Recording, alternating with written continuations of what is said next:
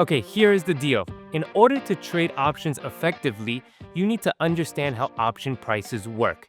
And once you understand this, you'll go from losing money to finally making consistent profit. At least that's what I did, and it seems to be working out. Now, in this video, I am going to break down 8 key factors that affect option pricing. And by the end, you won't just understand them, you will know how to put them together into a plan of attack so you can start making profit right away. So first things first, what is the point of trading options in the first place? Well, whether you are hedging or locking in profits, speculating, it all comes down to one thing, and that is the options price. That premium is the cornerstone of everything. It decides whether you make money or lose money. If we can understand what drives option pricing, why premiums go up, why they go down, or even collapse overnight, then we can finally invest with confidence instead of just, well, gambling. Master the premium and you will master the profit. Okay, so what is a premium exactly? Well, to understand this, let's take it a few steps back. So an option is at its core just a contract, right? And every contract has a price.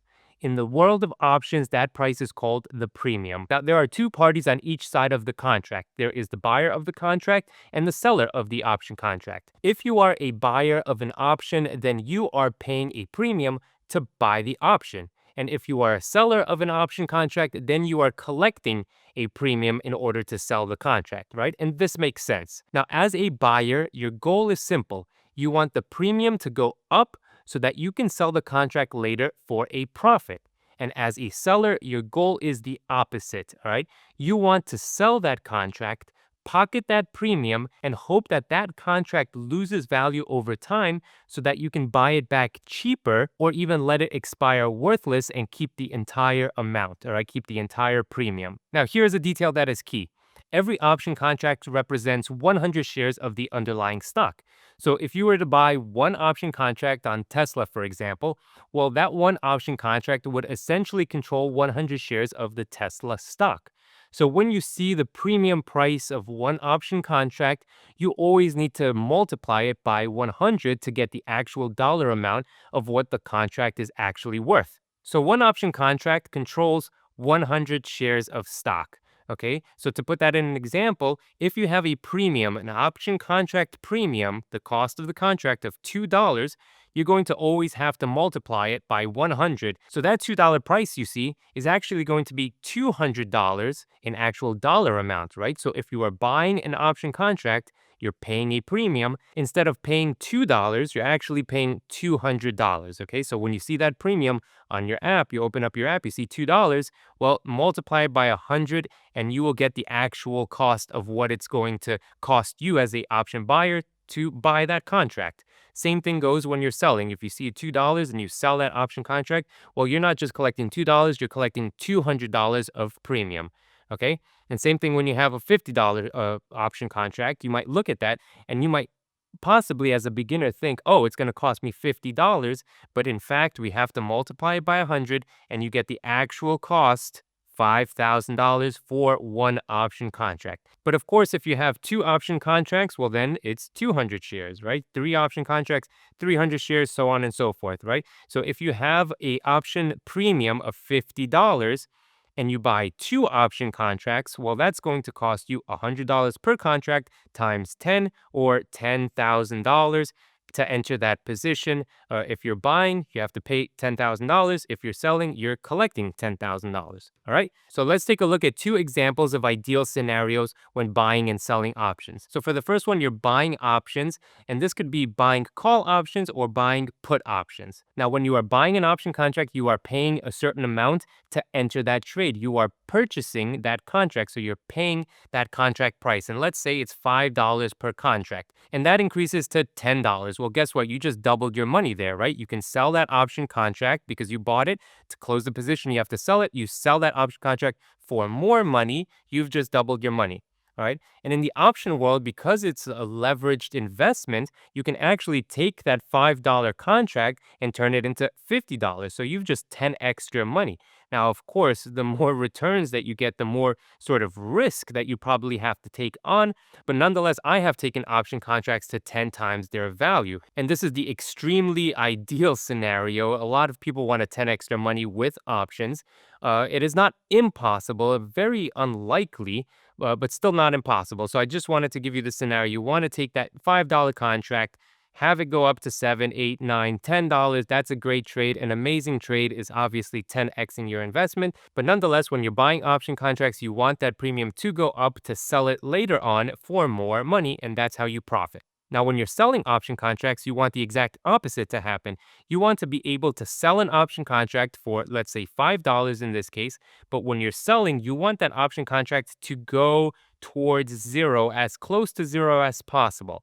Right? So if that contract loses half of its value and it's now worth $2.50, then you would be able to then buy it back and keep half of the premium that you collected. Now, the ideal scenario in selling options is having that contract then become $0 at expiration. All right. So you want a $5 contract in this example to trend down to 250 and then ultimately go to zero or close to zero as possible, because then you get to keep the entire premium, right? You sold the contract for a certain amount. That premium is then in your trading account. You have it. Well, it's only there until you decide to buy it back. So if you're buying it back with half of the money, well, then you're taking half of this profit that you collected and buying it back. So you only made profit of half of what you collected. But if that contract goes to zero, well, there's nothing then to buy back, right? You're selling a contract for X amount, buying it back for zero, let's say, well, then you're keeping the entire premium, and that's how selling options work. So now that we understand this, we can apply it here. So that $5 contract that we spoke about,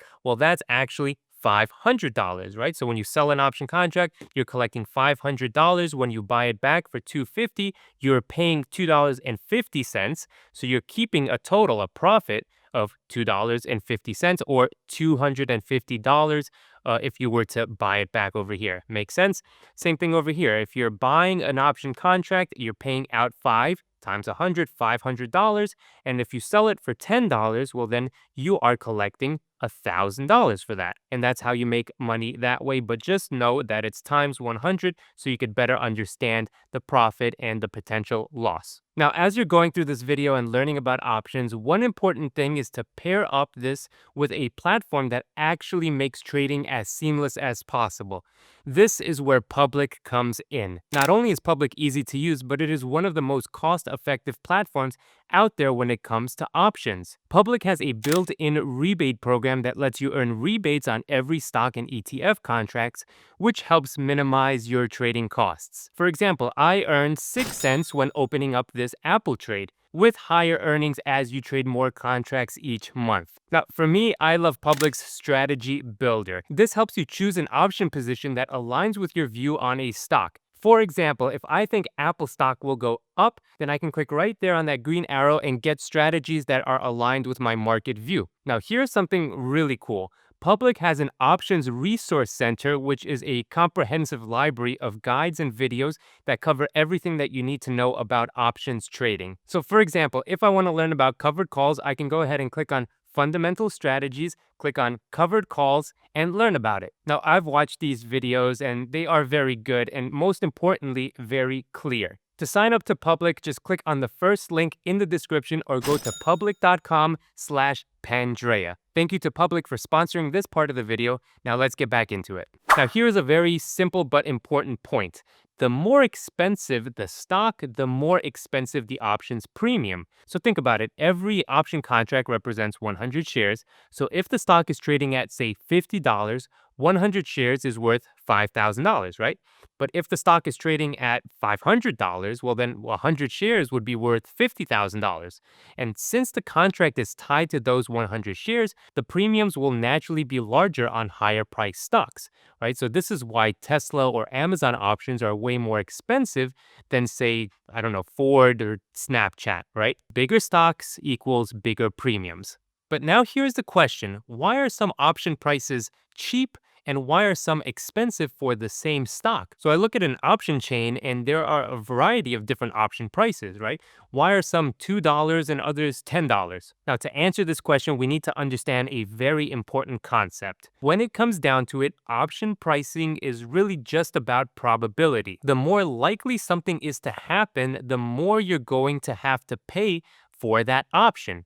The less likely something is to happen, the cheaper it's going to be. So let me give you an example. Imagine that I flip a coin one time and you have to guess whether it lands heads or tails. Say it costs you $10 to make this bet. You might take that bet and pay that $10 because it's a 50-50 chance, right? Okay, now let's say that I told you that the coin needs to land heads 10 times in a row. Would you still pay the same amount to take that bet?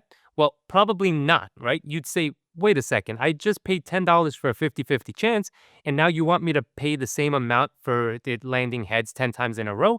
No, I don't think so. I'll pay you $1 for that bet. And I would ask why. And you would probably say something like, well, because the chances of the coin landing heads 10 times in a row is very unlikely, right? I'd probably lose that bet. And this is the key to option pricing. Some contracts have a higher probability of making you money, and others have a lower probability. The higher the probability of that option contract making you money, the more the premium will be. The less likely it is for that option contract to make you money, the less the premium will be. So we could take a look at two scenarios to break all of this down. We have a 50-50 chance of you making money on the first investment, and on the second one, you have a 1 in 10 chance of making money. Now, in comparison, the one with a 50-50 chance is going to cost you more in premium because, well, you have a 50% chance that you're going to make money, right? So in comparison, this is going to cost more. But of course, you're going to have a lower payout because it's a 50% chance that you will make money. Now, on the flip side, you have a 1 in 10 chance of making money on this investment. Well, this is going to cost you less, all right? The premium could be even pennies at this point, having out of the money call options, for example, because it is very unlikely that you're going to make money with this trade. But if you do, it's going to pay out higher. It's going to have a higher payout if this happens because the more unlikely it is to happen, the more you're going to want to be paid for taking on that bet. So the higher the chance something is to happen, the more it's going to cost and the lower the payout's going to be. The more unlikely something is to happen, if you take that bet, it's going to cost you less, right? You'll probably lose the money, but if you hit it big, you're going to get a higher payout. Okay, now that we understand what the premium is and we understand the concept of probability and how that determines option prices, I want to break down what actually goes into the premium price, because understanding this will make everything much easier to follow. Now, every option premium has two components. You have intrinsic value and extrinsic value. Now, stay with me because this might seem complicated, but it's really not. Intrinsic value is the real built-in value of the option. I want you to visualize it like this. You have your premium. This is whatever the contract is that you see on your trading app. That premium is going to be broken down into two parts. Now, these two parts added together will make up the premium. And we're going to talk about details later on. But all you have to know for now to understand this is that it is comprised of intrinsic value and extrinsic value, okay? Well, intrinsic value is the real built-in value of the option. What would that option be worth if it expired right now? So let's say that you bought a call option with a strike price of $100. This essentially means that you would have the right, if you wanted to buy shares of that company for $100. Now let's say that the stock that you bought options in is trading at $105 right now. So the stock is at $105, but you have this option contract that says you can buy it for $100. Well, then I can exercise my rights to buy shares at $100 and then sell it on the open market for $105. So if I buy it for $100 and sell it for $105, I just profited $5 per share. That $5 difference is real tangible value, right? And this is what intrinsic value is. So intrinsic value is the difference between the strike price and the stock price, assuming that the stock price is above the strike price. So in our example, because the stock is at 105, but I have this contract that says I could buy it at 100, the intrinsic value of that option contract is the difference, or rather $5 per share. Now, you'll quickly notice when looking at your option contract price that it might be more than just the $5, right? Even if you're calculating the intrinsic value to be $5.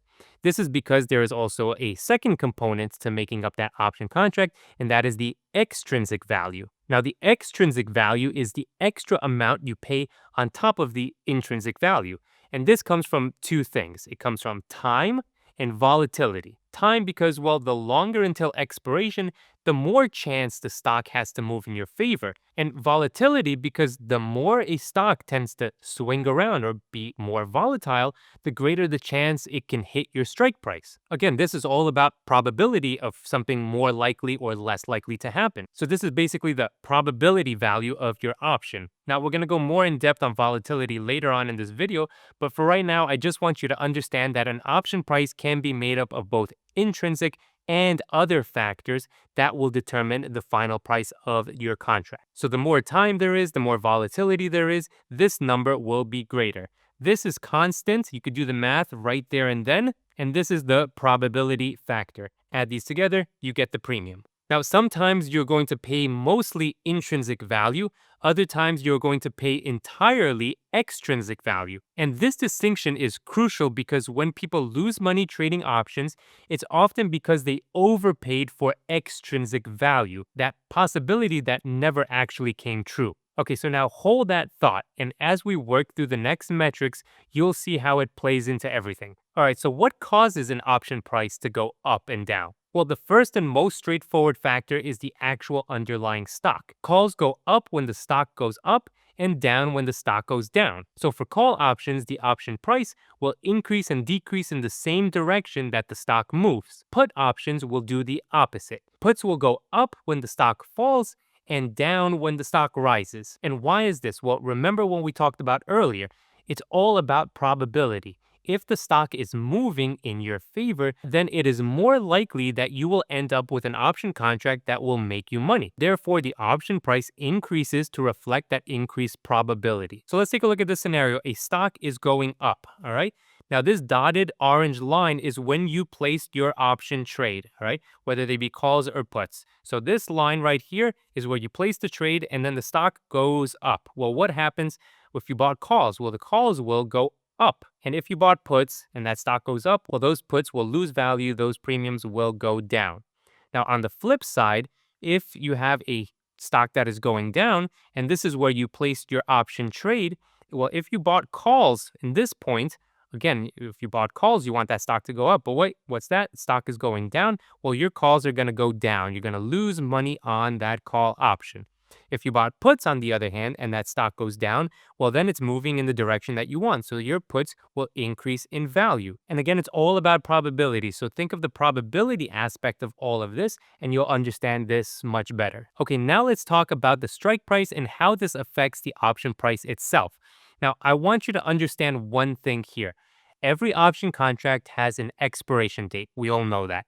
Now, at expiration, your option contract will either have value or it will be worth $0. And this is determined by where the stock price is relative to your strike price. Now, in order for us to understand this, we need to understand the concept of in the money and out of the money options. Now, an easy way to understand in the money is as follows. Let's say you're buying a call option, okay? And buying a call option gives you the rights to buy stock at the strike price, all right? So let's say the stock is trading at $105 right now. And your strike price for that call option is $100, all right? So again, if you are buying a call option, you have the right to buy stock at $100 and sell it for, well, how much is the stock? $105. So your strike price has value because you can buy it for less and sell it for more. When the stock is above the strike price, then it has value. So for our call option example, it is in the money, all right? It already has value. It's in the money. The stock price is above the strike price. Now for the out of the money call options, again, we're working on buying calls in this particular scenario so you understand it. Your stock price is at $95 and you have a call option with a strike price of $100. Well, we have a problem over here, right? Because the stock is below your strike price. Again, when buying call options, you want that price to go up. right? And to pass your strike price. So you want that stock to reach $100. So from 95 to for it to get to 100 and then exceed it to go to maybe 105, 110 for you to make money. Well, it's not there yet, right? So because it's not there yet, we consider this out of the money. In other words, it has no intrinsic value at this point because it hasn't reached the strike price. Now, if you were to be buying puts, you would have to reverse this whole thing, right? So for buying puts, if you have a strike price of $100 and a stock price of $105, well, you want that $105 stock to go down to 100 and keep going down, remember? For your puts to increase. Well, then the strike price would be considered out of the money, the reverse, okay? Now, why are in the money options worth more and out of the money options worth less? Well, again, this comes back to the probability that we spoke about. It is more likely for an in the money option to expire in the money because it's already there, right? This is why the premium is higher. It has intrinsic value. And out of the money options are cheap because it is less likely for that option to expire in the money. The stock would have to move enough for that stock price to trade up to that strike price and exceed it by the expiration date. So again, the less likely something is to happen, the cheaper the premium pricing will be. So let's break this down further. For the in the money option, again, the stock is at 105, the strike price is at 100, and let's say the premium is $7. To fully understand this premium, it is broken down into intrinsic and extrinsic value.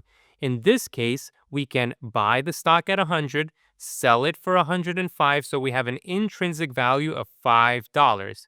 This is baked into the premium price. But that's not all that goes into this premium. We also have the extrinsic value. In this case, it's $2 added on top of the intrinsic value of what you can buy and then sell the stock for. And that gets added together, and that's what you get as a final premium price. So you can look at the scenario and say, look, I have a call option with the strike price of $100, it's trading at $105. Why is my premium $7 instead of 5? Well, because we have to add in the extrinsic value as well. Now, here's where it gets interesting. For out of the money options, again, let's say we're buying a call option. We bought it with the strike price of $100. That stock is sitting at $95. It has not hit the $100 strike price. Well, then we can't just buy it for $100 and then sell it for $95. That makes no sense. So there's no value in that. There's no intrinsic value. So in that $2 premium, you're going to have zero intrinsic value. So that means that this $2 is made up of entirely extrinsic value. Again, that's time plus volatility. That's making up the entire amount. So let's say this $95 stock now rises to $101, all right? Well, then it will have intrinsic value. How much? Well, it's going to be the difference between the new stock price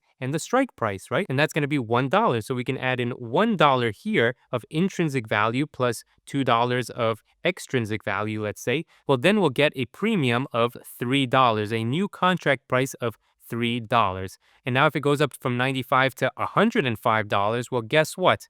We are in now this scenario, and the intrinsic value will be $5 plus the $2 of extrinsic value. Add them together, and you're going to get a price of $7. So now you can see as your option contract goes deeper in the money, the more intrinsic value it will have, and therefore the higher the option price will be. All right, now let's talk about the time to expiration, one of the most important factors in option pricing. The rule is simple. More time means a higher premium.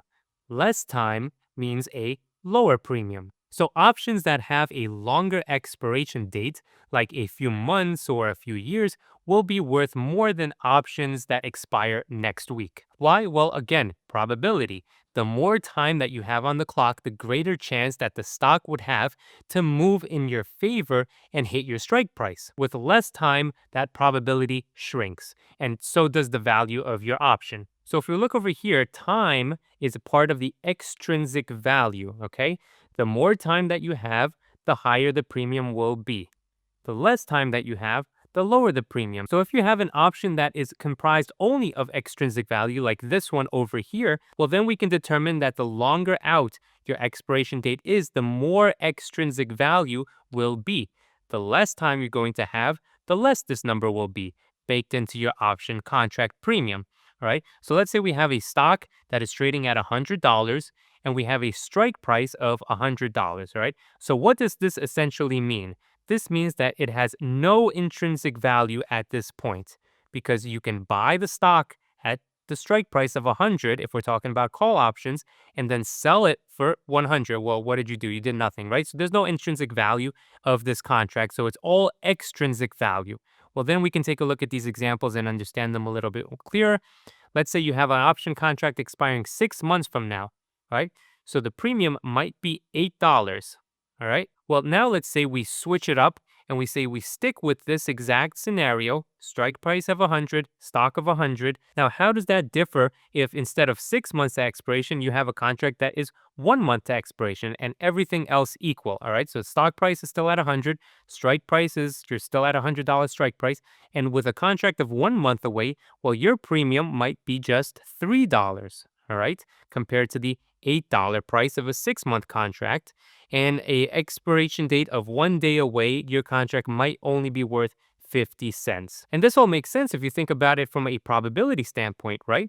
1 day until expiration and your strike price has not become in the money, well, then it's very unlikely that it will. So you have a very low option price. But the more time that we add into the contract, the more likely it is for that stock to hit that strike price and exceed it for it to expire in the money with more time, right? So that's why you're going to see higher prices as you add time to that contract. Okay, now let's talk about everyone's favorite topic, theta decay. Now, what is theta decay and how does it affect your option pricing? Theta decay is the gradual loss of an option's value as time passes. So the minute that you buy an option, that option will lose value naturally. Another way to think of theta is time decay. Every day that passes, your contract will be less valuable. Now, why is this? Well, think of it like this. When you buy an option, you are buying potential, right? The more time until expiration, the more chance the stock has to move in your favor. The less time there is in the contract, the more risk you are taking on. To compensate for that risk, the option becomes cheaper. So theta decay happens because we have to account for this time factor. Now, here's something very important to understand, and it's going to help you in a lot of different ways with options. So know this and know it well. Time decay is not linear. So if we look at this chart over here, you can see that at the bottom, there's how many days to expiration. 120, 90, 60, 30 days, and here is at the point of expiration. And here is the value of your option contract. Now we're going to assume that all things are equal in this example. Now every day that goes by, your contract will lose a certain amount of value, time decay or theta. So at 120 days, you can see that it's going to lose very little value, all right? As it ramps up to 90 days, it starts coming down a little bit more, steeper. As it gets to 60 days, it's going to become even steeper. And as it hits 30 days or 1 month out, it's going to basically fall off of a cliff. So theta decay becomes very rapid from 30 days to 0. This is a lot of the times why you don't want to buy options within this orange space right here between 0 days and 30 days because theta will eat away at your contract and you really have to be right on the move of the stock for it to go up rapidly or down rapidly, whether you buy calls or puts, all right? So buying options here is very risky. This is why you want to buy options with a further out expiration date, let's say 120 days, because you're not then going to worry about theta decaying your option contract around here, all right? You can see it's not really losing that much value. So you are giving your trade enough time in order for it to move in the direction that you want without worrying too much about theta decay. Now, on the other hand, if you are selling options, you're going to want to sell an option around this point because this is where theta decay is the most rapid. And the whole point of selling options is for you to sell that option, collect that premium, and then have that contract go to 0. Remember, you're selling, let's say, at $5 here, and you want it to go to 0 as fast as possible. Right? That's your ideal scenario. Well, what is going to help us create that scenario? Selling about 30, maybe 45 days out, collecting a good amount of premium, and then let data do its thing for us to profit. All right, now let's talk about volatility. Remember, extrinsic value of an option price consists of both time and volatility. So this is an important piece of the puzzle. So what is volatility or implied volatility of a stock? Well, the IV percentage or implied volatility is the market's expectation of how much that stock might move in a given year expressed as a percentage. So there's three things there that you want to keep in mind. First, this is not talking about the option contract itself, but rather the underlying stock. Second, it's called implied volatility for a reason. It is implied, so there's no guarantees here. Also, implied volatility doesn't tell you whether the stock will go up or down, just the range, the volatility range of where that can trade in between. And last, it's calculated for 1 year's time. Okay, so in 1 year, what is the expected volatility or range of movement of that stock price in that given year? So if you have an IV of, let's say, 20%, then that means that the stock is expected to move 20% up or down. If you have an IV of 40%, then again, that stock is expected, not guaranteed, but expected to move based off the implied volatility of 40% up or down. Now, here's what you have to know about the option pricing when it comes to implied volatility.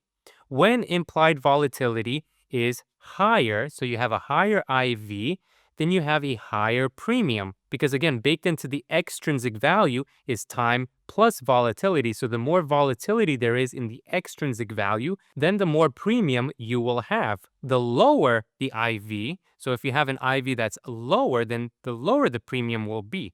So if there's not a lot of volatility baked into this extrinsic value, well, then it won't push up that price. Now, IV can change over time. It can go up, it can go down. So it doesn't have to stay fixed for that 1 year. So let's say a 20% IV, well, that can translate maybe to a $3 contract price. But if that IV increases to 40% now, there's more IV. So higher IV means higher premium. So maybe now that premium is going to be worth, instead of $3, $5. So there's $2 baked into this new premium based off of the 20% move in implied volatility. So when putting these two concepts together, we could understand extrinsic value. The higher the implied volatility plus more time, that's going to be higher premium all around. The less implied volatility there is and the less time there is in the contract, well, then you're going to have a much lower premium in comparison. Now, a few important things to note about implied volatility is that implied volatility changes over time. It doesn't stay fixed, right? Implied volatility can go up or volatility can go down, and it usually reverts to the mean. So what do I mean by that? Well, historically, stocks have a certain average volatility. And so when volatility spikes up above that average, it usually comes back down to that average. When it goes down lower than that average, well, it tends to trade back up to the average. So it mean reverts, right? Back to the average or historical volatility of that stock. So you can take advantage of this in many ways. One is to buy options when implied volatility is cheap, hoping for that mean reversion, and sell options when implied volatility is expensive, getting a lot of premium, and then having that implied volatility come down, your option prices come down, and you profit that way. Now, I did a whole video on implied volatility, so if you want to learn more about it, go ahead, click up there, and you could watch that next. Now, why is this? Well, again, probability, right? It all comes back to that. The more volatile a stock is, the more chance it will have of hitting that strike price. Therefore, if you have more chance of winning the trade, the more you will have to pay in premium. When the stock is less volatile, it will have a less likely chance of hitting your strike price. So therefore, when something is less likely to happen, the premium is lower. All right, now let's talk about dividends. Now, I get a lot of questions on, can I buy or sell options on dividend stocks? Is it in my favor? What's the deal? So here's a deal with dividend stocks. So if you have a stock that pays a dividend, what happens? Well, you might have noticed that a stock could be going up, and then when they have to pay a dividend, that stock goes down, typically by the dividend amount. So remember, if you know anything about dividends, you should understand that a dividend payment is essentially taking cash from the company and giving it to you, the shareholder. Now, after the company pays that dividend, the company is now worth less, right? Because instead of cash being in the business, well, it's in your pocket. They gave it to you. They took it out of the business and gave it to you. So the price of the stock goes down to reflect this payout. Now, the option market is very smart, and therefore this dividend payout is already priced into the option price. This means that you pay less upfront for the call option because that dividend is priced in. So let's create two scenarios over here, or rather two parallel worlds, okay? In one world, you have no dividend on the stock, And on the other one, you have a $2 dividend that is going to be paid out. All right. Well, when the stock is not paying a dividend, you might have a premium of, let's say, $3. Okay. But now let's say in our alternate universe, instead of the no dividend being paid, a $2 dividend is going to be paid. Well, instead of a $3 option contract, you're going to have an option contract, same price, same strike price, same expiration date. You're going to have it be $1.80, for example. Okay. And the reason for this is that the dividend payment is already priced in, so your option contract will reflect it. So you don't lose money on the option price when the stock goes down after the dividend payment. You just paid less for it upfront to reflect the already priced in payout. Now, with this being said, what will affect the option price is if there is an unexpected dividend payment or a larger than expected payment. Now, this is what will happen in theory. Now, keep in mind, in theory doesn't always mean in reality, but I think it is important to understand because it trains you in understanding how different things affect premium prices, all right? So when you have a dividend increase, right, calls will go down and puts will go up. Now, why is that? Well, remember, the stock will drop after the dividend payment, and it will drop by a bigger than expected amount because of the larger than usual dividend payment, right? So this means that the move was not priced in, and when the stock drops, well, your call options become worth less. Of course, if you bought puts, then your puts will increase in value because the stock dropped further than expected. Now, what happens when the dividend payment goes down? Well, calls will increase in price, right? The premiums go up. And for puts, they will decrease in price. Now, again, if a company pays out a smaller dividend amount, then the stock won't drop as much. So your call options will be worth more to reflect this, and your puts will be worth less. Now, I say that this should happen in theory, right? But if a company, for example, cancels their dividends, which would be a drastic change, then the stock might fall hard. Same thing happens if a stock decides they will start paying a dividend. Great news, right? The stock shoots up, and that news might offset your loss in premium on the call side, for example. So this is why this one is a little bit tricky, and you can't really predict something that is so unexpected, but at least you understand what goes into it. Okay, this next one I would say is not super important, but I want to go over it really quickly so you sort of get the idea of it. And that is how interest rates affect our option pricing. This is called rho, and it's part of the Greeks. It's the sort of more forgotten one because, well, interest rates aren't always changing every week. But nonetheless, let's look at this chart over here. When rates increase, call premiums will go up. They will increase as well. And puts, the premiums will go down. All right, they will lose value. When rates decrease, so when interest rates go down, call premiums, they'll decrease as well. And puts will increase in price. Now, why is this? Well, think of it like this. Buying a call is like postponing buying the stock, right? Well, if rates are high, holding cash is more valuable because it earns interest. So the call becomes worth a bit more. Not a lot. This is not a major change in your option prices, but a little bit more. Puts move the opposite way because you'd be selling the stock later instead of right now, which is less attractive when cash earns more. Now, rho becomes more noticeable only in longer dated options, leaps of 1 to 2 years out. So just keep this in mind. Again, not super important, but your leaps might go down if the interest rates go down. All right, so now that we understand what drives option prices, let's put this all together into a simple plan of attack using what we learned to our advantage. Now, step number 1 would be to start with a stock and ask yourself, do I want exposure to the stock going up, going down, or staying flat? Well, if you want exposure to the upside, consider buying calls. If you want downside protection, consider buying puts. If you expect the stock to not move so much and sort of stay steady, stay flat, then consider selling premiums, selling options. Step number 2 would be to pick the right strike price, right? Your probability of in the money or out of the money. So deep in the money options have a higher probability of staying in the money, but the returns will be smaller.